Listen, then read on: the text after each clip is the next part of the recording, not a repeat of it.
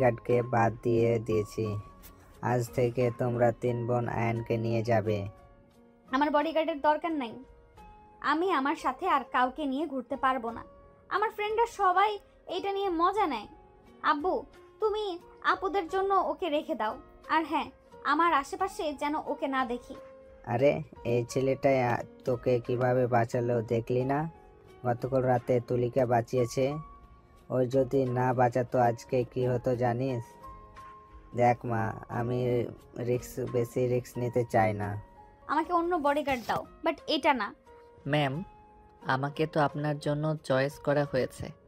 আপনি আমাকে কেন পছন্দ করছেন না? আব্বু, পাল্টাতে বলো। নদী, চুপ। অনেকক্ষণ ধরে তামাশা দেখছি, একদম চুপ করে থাকো। ওই ছেলেটাই তোমার বডিগার্ড হবে, এটাই ফাইনাল। নদী আর ফুপির কথা শুনে চমকে উঠল। নদী আর কিছু না বলে নিচু হয়ে চলে গেল।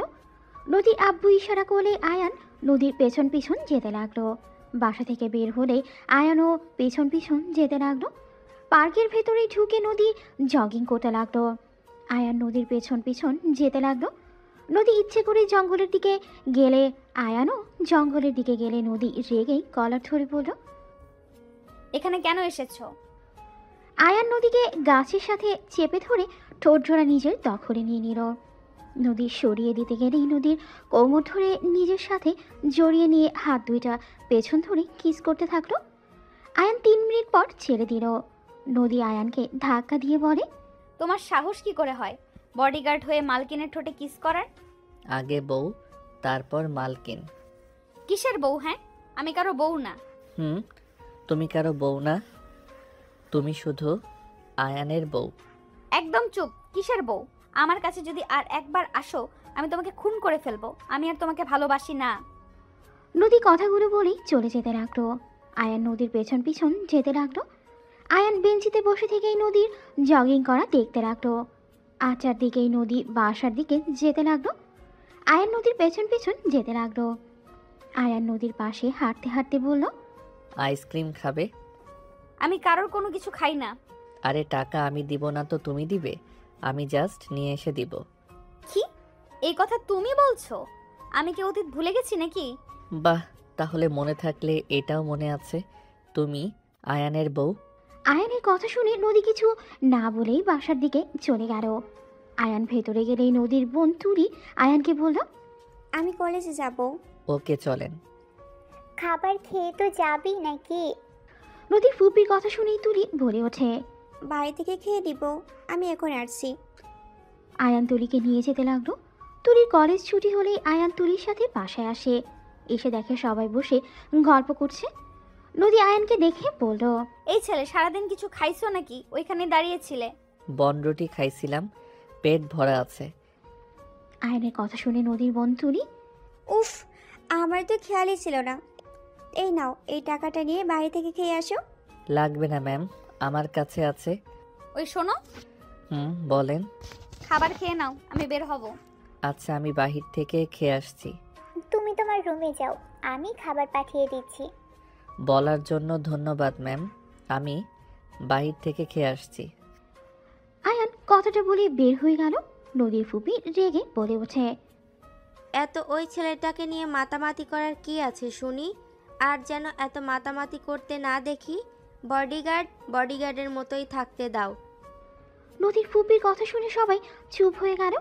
আয়ান রুমে গিয়ে গোসল করে বাইরে গিয়ে কলা পাউরুটি খেয়ে নিল। আয়ানের ফোন বেজে উঠলেই আয়ান কল রিসিভ করলো। আসসালামু আলাইকুম ড্যাড। ওয়ালাইকুম আসসালাম, কেমন আছো? আলহামদুলিল্লাহ, আপনি?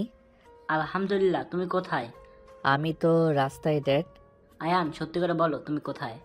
রাহেলা চৌধুরী বাসায়। হোয়াট? মাথা ঠিক আছে? হ্যাঁ, মাথা ঠিক আছে। আমার অনেক প্রশ্ন আছে, আমাকে জানতে হবে, আর আমাকে নিয়ে চিন্তা করেন না। আয়ান, সব সময় ঝামেলা ভিতরে না গেলে তোমার হয় না?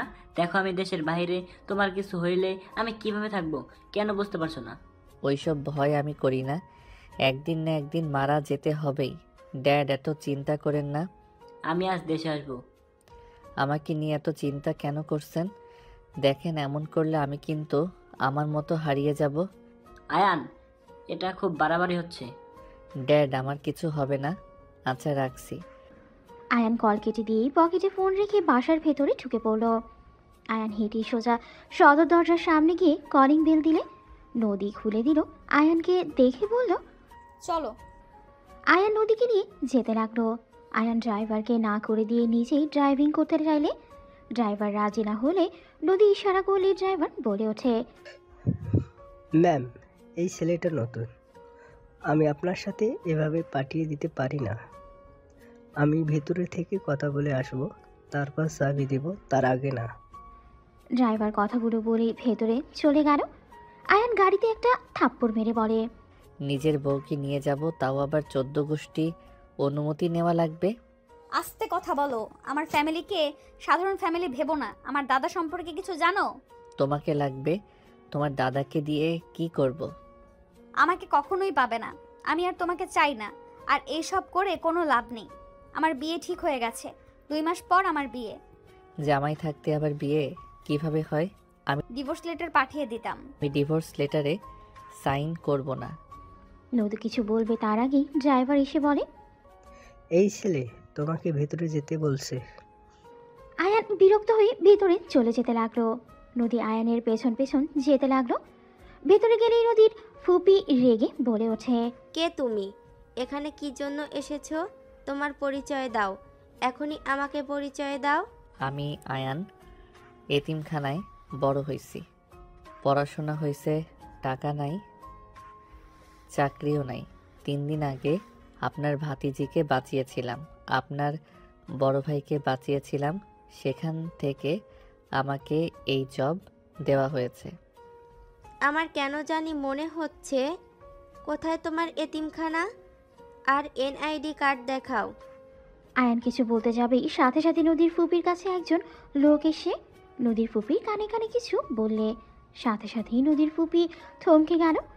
আয়ানের দিকে অসহায়ভাবে তাকিয়ে কাঁপা কাঁপা কণ্ঠে বলল, আচ্ছা যাও। আমার ঠিকানা কি লিখে দিব? আপনি গিয়ে খোঁজ খবর নিয়ে আসেন। নদীর ফুপির চোখে পানি জমাট বাঁধে সাথে সাথেই নিজেকে কন্ট্রোল করে বলল, চলে যাও, দিতে হবে না। নদী, তোরা যা। সবাই অবাক হয়ে গেল। আয়ান ভ্রু কুচকে তাকালো। নদী আয়ানকে বলল, তাহলে চলো। আয়ান নদীর সাথে চলে গেল। ড্রাইভ সিটে বসতে নদী পেছনে গিয়ে বসলো। আয়ান ড্রাইভিং করতে লাগলো। কিছু দূর গিয়ে আয়ান গাড়ি থামিয়ে পেছনের দিকে তাকিয়ে বলল, ওই আমি তোমার ড্রাইভার নাকি? সামনে আসো। যাব না। আসবে নাকি আমি নিচে তাকিয়ে ড্রাইভিং করব? আসছি। নদী নেমে আয়ানের পাশে বসলো। আয়ান সিট বেল্ট পরিয়ে দিয়ে গাড়ি কিস করে ড্রাইভিং করতে লাগলো। আয়ান নদীকে নিয়ে ওর ফ্রেন্ডের বাসার সামনে নামিয়ে দিল। নদী আয়ানকে বলল, ভেতরে যাবে? না, তুমি যাও, তাড়াতাড়ি এসো। ওকে। নদী চলে গেল। আয়ান গাড়ির ভেতরেই অপেক্ষা করতে লাগলো। আয়ান হঠাৎ করে পেছনের গাড়িটার দিকে গাড়ি ঘুরিয়ে সোজা ধাক্কা মেরে দিল। আয়ানের এমন কাণ্ড দেখে ওইখানেই লোকটা বের হয়ে মারতে আসতে আয়ান মুখে মাস্ক পরে বাইরে বের হয়। গাড়ি থেকে নেমে সবগুলোর সাথে ফাইট করতে লাগলো।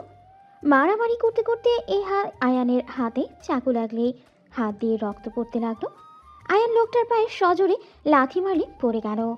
আয়ান আরও মারতে যাবে, সাথে সাথে সবাই লোকটাকে টেনে গাড়ির ভেতরে তুলে দৌড়ে পালিয়ে গেল।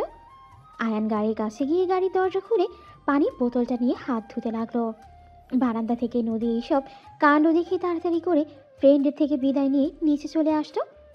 আয়ানের ভেতরেই হাতে রুমাল বেঁধে নিয়ে বসে আছে। আয়ান, তোমার কাজ শেষ? এখানে তো রক্ত কেন?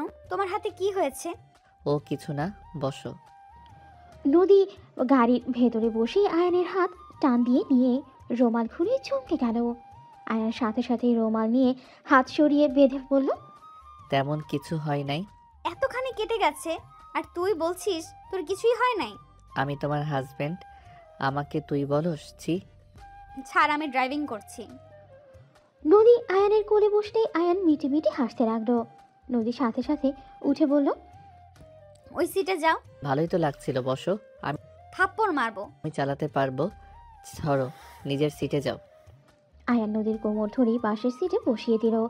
আয়ান গাড়ি ড্রাইভ করতে লাগলো। নদী আয়ানের হাতেই ওড়না দিয়ে ছিঁড়ে বেঁধে দিতে লাগলো। আয়ান মিটি মিটি হেসে বলল, আমাকে তো পছন্দ করো না, তাহলে আমার হাতে নিজের ওড়না ছিঁড়ে বেঁধে দিচ্ছ? তোমার জায়গায় অন্য কেউ থাকলে এটা করতাম। সো এইখানে ভালোবাসা খোঁজার কোনো মানে হয় না। ভালো। ওই লোকগুলো কে?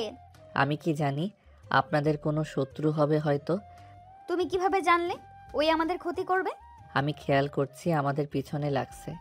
আমরা যেই দিকে যাই সেদিকে আসে। এমনকি আমি এখানে গাড়ি থামাতে ওই পিছনে থেমে গেছে। আর আয়নার দিকে তাকাতেই দেখি একজনের হাতে চাকু, আরেকজন দূরবীন দিয়ে আপনাকে দেখছে। ও আচ্ছা। একটা কথা বলেন তো, আপনাদের এত শত্রু কেন? আমার দাদা মাফিয়ার কিং ছিল, বাট আমার দাদা ভালো মানুষের সাহায্য করত। আব্বু ফুপি দাদার কাজে সাহায্য করত। আমরা হওয়ার পর আব্বু ওইসব থেকে দূরে সরে যায়, আর ফুপির ভালোবেসে বিয়ে করলো। ফুপির সন্তানকে শত্রুরা মেরে ফেলে। সেই থেকে ফুপা ফুপির ছাড়াছাড়ি হয়ে যায়। দাদা সব কিছু ছেড়ে দিলেও শত্রু দলগুলো এখনো আমাদের পিছনে লেগে আছে। ওই এলাকাতে এসেও লাভ হয় নাই, এই এলাকাতে এসেও লাভ হয় নাই। ও আচ্ছা, আপনার দাদা এখন কোথায়? লন্ডন আছে, খুব তাড়াতাড়ি দেশে আসবে। ও আচ্ছা। আয়ান আর কিছু না বলেই ড্রাইভিং করতে লাগলো। হঠাৎ নদী করে গাড়ি থামতে বলল।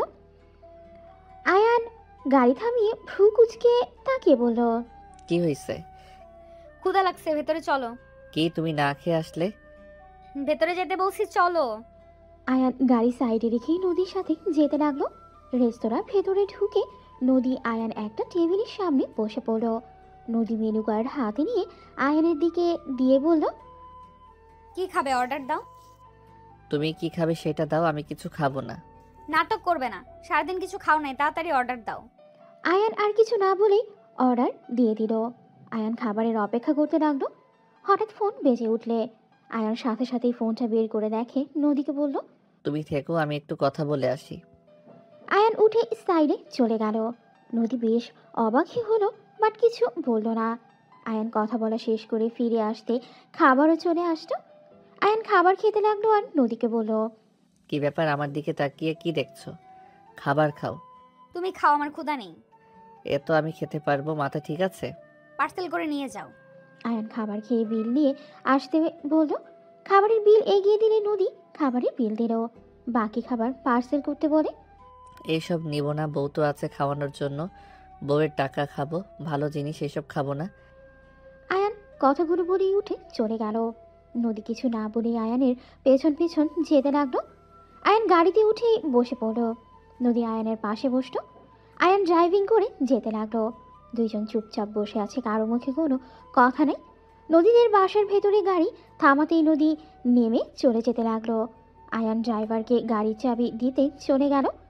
ড্রাইভারকে চাবি দিয়ে আয়ান সোজা সদর দরজা নক করলো। নদীর আম্মু দরজা খুলে দিল। আয়ান, তোমার হাতে কি হয়েছে? তেমন কিছু না আন্টি। স্যার বা ম্যাম কি আছে?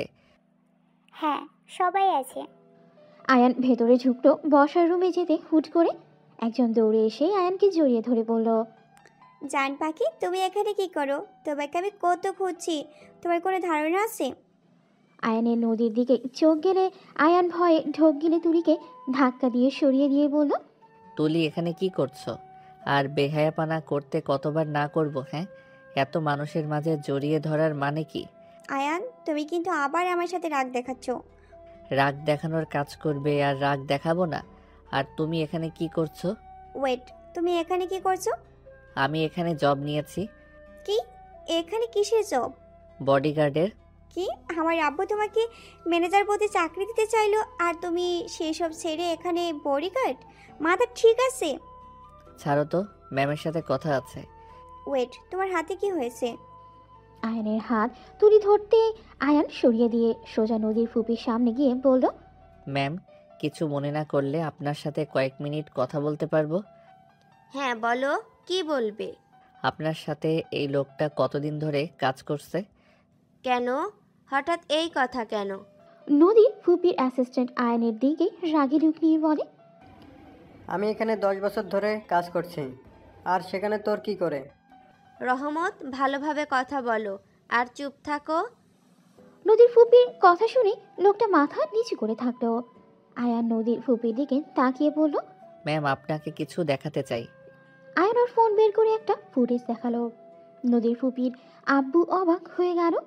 রহমতের দিকে তাকাতেই রহমত দৌড়ে পালাতে যাবে। সাথে সাথেই আয়ান টি টেবিলের ওপর থেকে গ্লাস দিয়ে সোজা মাথায় মারল। রহমত পড়ে গেল। আয়ান দৌড়ে গিয়ে ধরে কলার ধরে টেনে নিয়ে এসে বলে, এই আপনাদের সব খবর আপনাদের শত্রুদের পাঠায়। তুমি এইসব কোথা থেকে পেলে? ম্যাম, কোথায় পেলাম সেটা থেকে গুরুত্বপূর্ণ এই লোকটা আপনাদের 10 বছর ধরে ঠকাচ্ছে। একে কি করবে সেইটা ভাবেন। রহমত নদীর ফুপির পায়ে জড়িয়ে ধরে কান্না করতে গেলেই আয়ান লাথি দিয়ে সরিয়ে দিয়ে বলল, দূর থেকে কথা বল। আর শোন, তোর বসকে বলিস এই বাড়ির মানুষদের গায়ে হাত দেওয়ার আগে আমার সাথে যেন পাঙ্গা নেয়। আমি বেঁচে থাকতে এই পরিবারের এক চুলও ক্ষতি হতে দিব না। নদীর ফুপি আয়নের দিকে তাকিয়ে আছে। নদীর আব্বু রহমতকে মারতে লাগলো। আয়ান ওইখানে না দাঁড়িয়ে বের হয়ে গেল। নদীর আব্বু অন্য বডিগার্ডদের দিয়ে রহমতের ব্যবস্থা করতে দিয়ে দিল। তুলি বলে উঠল, বাহ, আমার হবু বইটা কত ট্যালেন্টেড, শুধু পড়াশোনা না, সব দিক দিকে ট্যালেন্ট আছে। তুলির হবুবার বলছিস মানে? আয়ানকে কিভাবে চেনোস? আয়ান আমার প্রাইভেট শিক্ষক ছিল, আমাকে পড়াতে আসতো, তখন থেকে চিনি। আয়ানকে আমার ভালো লেগে যায়। আর আব্বু আম্মু দাদিমা সবাই অনেক ভালোবাসে। আব্বু তো বিয়ের কথা বলেছে, বাট বজ্জারটা রাজি হয় না। ও আচ্ছা, লেগে থাকো, পটাতে পারলে তোমার।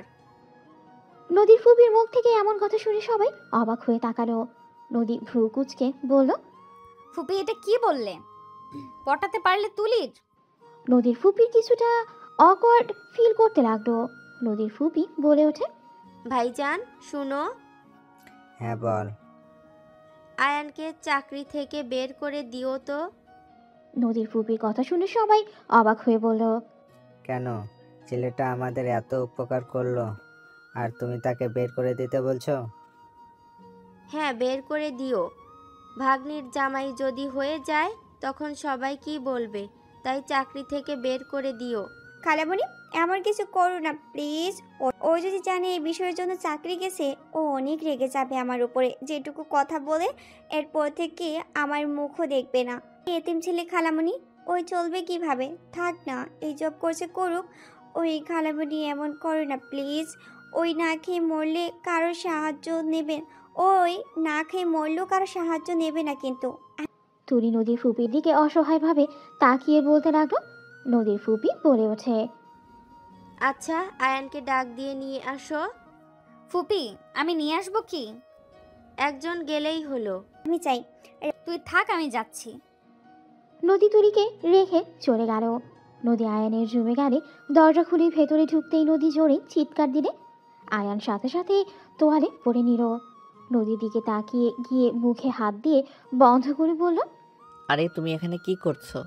আর এমন জোরে চিৎকার দিয়েছো মনে হয় আমি পরপুরুষ। নদী আয়ানকে ধাক্কা দিয়ে সরিয়ে দিয়ে বলল, দরজার সিটকানি না লাগিয়ে তোর তোয়ালা পড়তে হবে। কুত্তা, আমার জায়গায় যদি তুলি আসতো। তুলি কেন আসবে?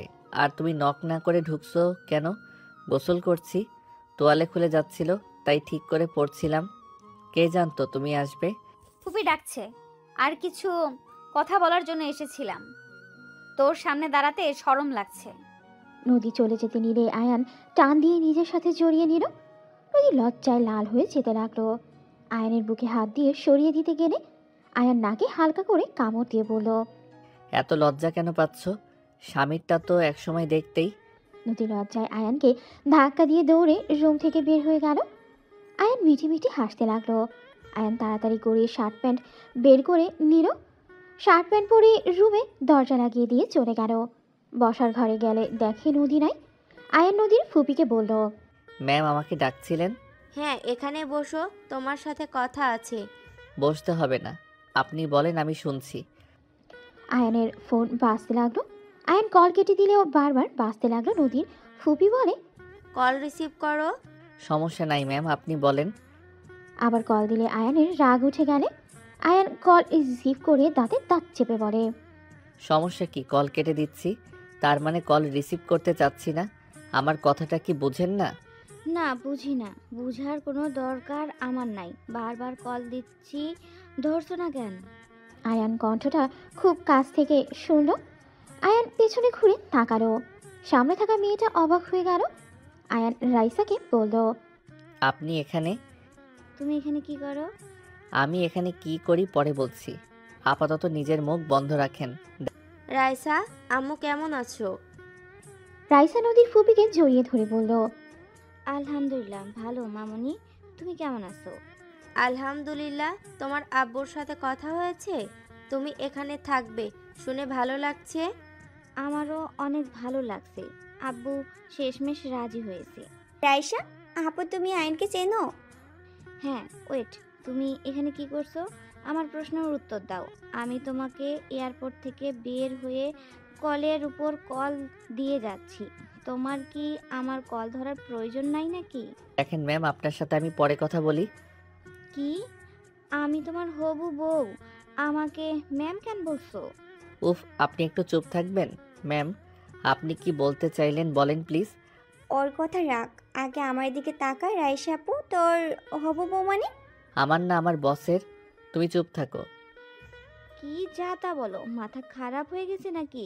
খারাপ না, আপনি চুপ থাকেন। এই ছেলে কাহিনী যে মেয়ে এই বাসায় আছে, সে বলে তুমি তার হবু স্বামী। আমি কি জানি ওনারা কেন এসব বলে।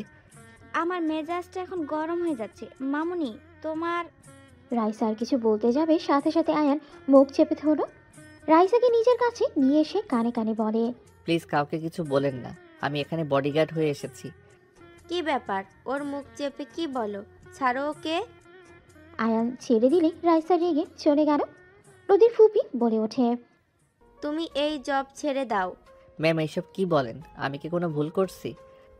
না, ভুল করো নাই, তারপর তুমি চাকরিটা ছেড়ে দাও। আমি ভুলও করলাম অথচ আমাকে বের করে দিবেন? একটা রিজন বলেন যে এই জন্য আমাকে বের করে দিবেন।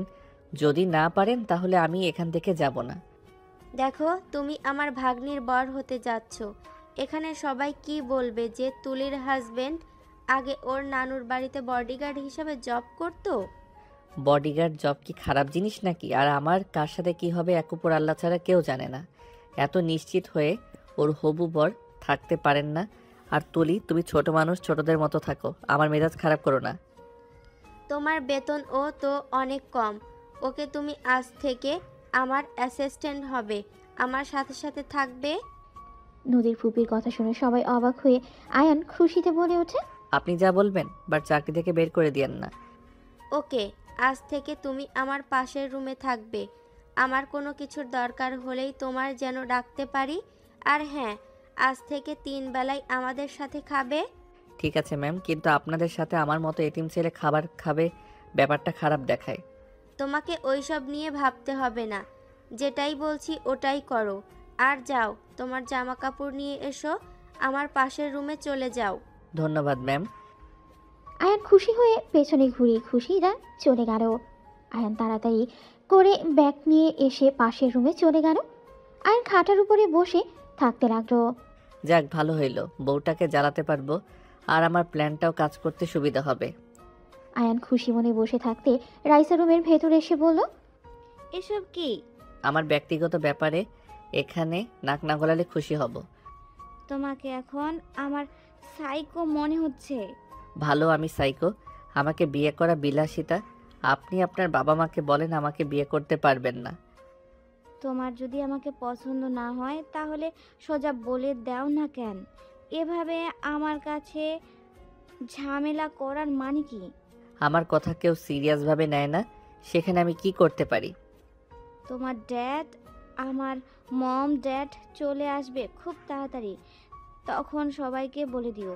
আপনিও তো বলতে পারেন। আমি কেন বলবো? যান, মাথা ব্যথা করছে, ঘুমাবো। আর প্লিজ লাইটটা একটু অফ করে দিয়ে যাও। আয়ান খাটের উপরে শুয়ে পড়ল। রাইসা লাইট অফ করে রুমে দরজা চাপিয়ে দিয়ে চলে গেল। রাইসা বসার রুমে গেলে তুলি বলে, আমি আয়নকে ডাক দিয়ে নিয়ে আসি। যেতে হবে না, ওই ঘুমিয়ে গেছে। তুমি কিভাবে জানলে? আমি ওর রুম থেকে আসছি, ওর নাকি মাথা ব্যথা করছে, লাইট অফ করে দিতে বললো, অফ করে চলে আসলাম। ও আচ্ছা। সবাই মিলে খাবার খেতে বসল। খাওয়া শেষ হলে সবাই বেশ কিছুক্ষণ আড্ডা দিতে দিতে হঠাৎ নদী বলে, এই, তুমি আয়নের হবু বউ, এটা কি শুরু হলো? তুলিও বলে আবার তুমিও বলছো, এসবের মানে কি? কি তুলির সাথে আবার আয়ানের কিসের সম্পর্ক? তুলি তো ছোট, আর আমার মনে হয় না ওর সাথে কোনো সম্পর্ক আয়ানের থাকতে পারে। কেন থাকতে পারবে না? দুইজনের ভেতরে ঝগড়া হলেই নদী রেগে ওর ছোট বোন তুলিকে বলে, আয়ানের বাচ্চাকে এখন ডাক দিয়ে তুলে নিয়ে আয়। আরে দুইজন কি শুরু করলি? নদীর ছোট বোন তুলি দৌড়ে গিয়ে আয়ানকে ডাক দিয়ে তুলে নিয়ে আসলো। আয়ান ঘুম ঘুম চোখে বসার রুমে এলো। দুইজনের মারামারি ঝগড়া দেখে বলল, এখানে এসব কি হচ্ছে? নদী রেগে আয়ানের সামনে এসে ছোড়া ঠাস ঠাস করে থাপ্পড় মারে। আয়ান নদীর ফুপির পায়ের কাছে গিয়ে পড়ল। আয়ানের মাথা যন্ত্রণা বেড়ে যেতে লাগলো। নদীর ফুপি আয়ানকে ধরে তুলে আয়ান নদীর ফুপির দিকে তাকিয়ে থেকে পরক্ষে চোখ সরিয়ে নিয়ে নদীর দিকে তাকিয়ে বলল, কি হয়েছে, এত রেগে গেছেন কেন? আমি কি করলাম?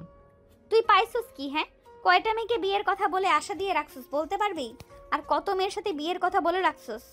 আয়ান নদীর কথা শুনে নদীর কাছে যেতে চাইলে নদী রেগে বলে, একদম আমার কাছে আসবি না।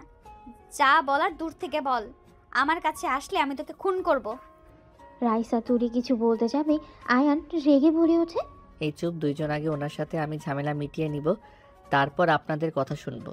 এর ভিতরে যদি একটা কথা দুইজনের একজন বলে, তাহলে দুজনের কপালে দুঃখ আছে বলে দিলাম। আপুকে কেন বুঝতে হবে? আপু কি তোমার গার্লফ্রেন্ড নাকি? এই তোকে চুপ থাকতে বলছি না? চুপ থাক, বেশি কথা বললে দাঁত ফেলে দিব। ওই তো খারাপ বলে নাই। ওয়েট, নদী আপুর সাথে তোমার কোনো সম্পর্ক আছে নাকি? এখানে নীলা তুলিও তো ছিল, কেউ রেগে গেল না? নদী আপু কেন রেগে গেল? ওনার ইচ্ছে হইছে রাখছে, এতে আপনাদের কোনো সমস্যা? নদী চলে যেতে নিলে আয়ান সাথে সাথে নদীর হাত ধরে। নদী পেছনের দিকে রাগে লোক নিয়ে তাকালে সাথে সাথে আয়ান হাত ছেড়ে ভয়ে ভয়ে বলে, বিশ্বাস করেন ম্যাম, আমি আমার পড়াশোনা নিয়ে ব্যস্ত ছিলাম। আমার পক্ষে পড়াশোনা চালানো কঠিন হয়ে যাচ্ছিল। তখন আমার বেস্ট ফ্রেন্ড কিছু টিউশনির ব্যবস্থা করে দেয়, যেটার ভিতরে তুলিও ছিল। আমি জাস্ট ওকে পড়াতে গেছি, ওর সাথে আমার কোনো সম্পর্ক নাই। ওর ফ্যামিলির সবাই আমাকে অনেক পছন্দ করে। আর আঙ্কেল একদিন আমাকে বলছিল আমার পড়াশোনা শেষ হইলে ওনার মেয়েকে বিয়ে করলে ওনাদের কোম্পানির ম্যানেজার পদটা দিবে, তারপর ভালো কাজ করলে 50% ভাগ আমাকে দিয়ে দিবে। বাহ, কত সুন্দর কথা। এই জন্য তুলিকে বিয়ে করার জন্য রাজি হয়ে গেছিলি নাকি? আপনি আমার কথা পুরো না শুনে কেন ভুল বুঝেন? কি কথা শুনবো বলতো? তুই তো রাজি হয়েছিলি, না হলে কি তুলি তোকে হবু বর বলছে? প্লিজ শান্ত হন। এখন যা বলবো উল্টাই বুঝবেন। আমি সেদিন রাজি হই নাই, আমি টিউশনি ছেড়ে দিয়েছিলাম। তারপর থেকে তো আমি তুলিকে ইগনোর করে গেছি। ওর আব্বু আমার উপরে রেগে আছে, এতে আমার কিছু যায় আসে না। খুব ভালো। তা রাইসাকেও টিউশনি করাতে গেছিলেন নাকি? না, ওইটা অন্যরকম, যেইটা আপাতত বলতে পারবো না। কেন পারবেন না? তাহলে তুই হবু বর বলস কেন? তোকে রিজেক্ট করে দিয়েছে। তোর যা ইচ্ছে হয়, এতে আমার কিছু যায় আসে না। নদী রেগে গেলে চলে গেল। তুলি বলে ওঠে, রিজেক্ট করেছে আমার ভালোবাসা দিয়ে, আর মন জয় করিয়ে নিব। ওর সাথে আমার বিয়ে ফাইনাল হয়ে আছে। দুইজনের ভেতরে আবার ঝগড়া লাগতেই আয়ান জোরে চিল্লিয়ে বলে ওঠে, এই দুইজন থামবেন। আমি আপনাদের কাউকে বিয়ে করব না। আমি অন্য কাউকে ভালোবাসি, তাকে ছাড়া আমি কাউকে আমার স্ত্রী হিসেবে মেনে নিব না। আমার একটা অতীত আছে। সবাই অবাক হয়ে গেল। আয়ান আর কিছু না বলে চলে গেল। রুমে গিয়ে খাটের ওপর বসে ভাবতে লাগলো, উফ, কোন ঝামেলায় যে পড়লাম না। একদিনে নিজের স্ত্রী, অন্যদিকে ড্যাডের পছন্দের পাত্রী। খাটে শুয়ে এই পাশ ওই পাশ করতে করতে ঘুমিয়ে গেল। 6টার দিকে ঘুম ভেঙে গেল। আয়ান উঠে লাইট জ্বালিয়ে দিল। আয়ান হাতের দিকে চোখ গেলেই অবাক হয়ে গেল। আয়ান মুচকি হাসি দিয়ে বলল, এইটা নিশ্চয়ই নদীর কাজ।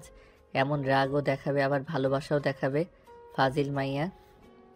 আয়ান ওয়াশরুমে গিয়ে ফ্রেশ হয়ে নিল। রুম থেকে বের হয়ে দেখে সবাই বসে আছে। আয়ান নদীর ফুপির দিকে তাকিয়ে বলল, ম্যাম, এখন কি আপনি বের হবেন নাকি? নদী ম্যামকে নিয়ে পার্কে যাব। নদী বের হয়ে গেছে অন্য গার্ডকে নিয়ে। আমি 9টার দিকে বের হব। আপাতত তোমার কাজ নাই? ও আচ্ছা। আয়ান রুমে চলে যেতে নিলেই রাইসা বলে ওঠে, আয়ান, আমি বাইরে যাব, একজনের সাথে আমার মিটিং আছে। আমাকে রেখে আসতে পারবে? কখন যাবেন? এখন রেখে আসলে ভালো হবে। ওকে চলেন। আমি ব্যাগ নিয়ে আসছি। রাইসা চলে গেল। আয়ান দাঁড়িয়ে থাকলে নদীর ফুপি বলে, বসো, দাঁড়িয়ে আছো কেন? সমস্যা নেই, উনি তো চলে আসবে। আয়ানের ফোনে কল আসলে আয়ান কলটা রিসিভ করতেই ওই পাশ থেকে কেউ বলে ওঠে, পারলে নিজের স্ত্রীকে বাঁচিয়ে নে। কে আপনি? এসব কি বলছেন? আয়ানের কথা শুনে বলে, কে আমি সেটাই শুনে কি করবি? নিজের স্ত্রীকে বাঁচাতে পারলে পুরনো স্কুলে ওইদিকে চলে আয়। সাথে সাথেই ফোন কেটে দিল। আয়ান দৌড়ে যেতে লাগবে, হঠাৎ নদীর সাথে ধাক্কা লাগলে আয়ান সাথে সাথেই নদীকে ধরে ফেলে। আয়ান নদীকে দেখে শক্ত করে জড়িয়ে ধরলে নদী আয়ানকে ধাক্কা দিয়ে গালে থাপ্পড় মেরে বলে, বেয়াদব ছেলে, আমাকে জড়িয়ে ধরার সাহস কোথায় পাস? থাপ্পড় দিয়ে দাঁত ফেলে দেব। আয়ান নদীর কথা শুনে কিছু বলল না। আয়ান ভাবতে লাগলো, নদী এখানে থাকলে আমার বউকে তাহলে এসব কি বলল? ওয়েট, তার মানে রাইসার বিপদ আছে? উফ, মাথায় কাজ করছে না। আয়ান, এই আয়ান, কি ভাবছো? আয়ান ভাবনার জগৎ থেকে বের হয়ে দেখে নদী চলে গেছে।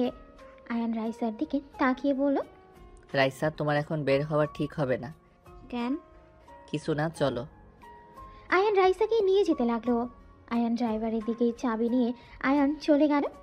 রাইসা আয়ানকে বলল, সত্যি কাউকে ভালোবাসো তুমি? হ্যাঁ।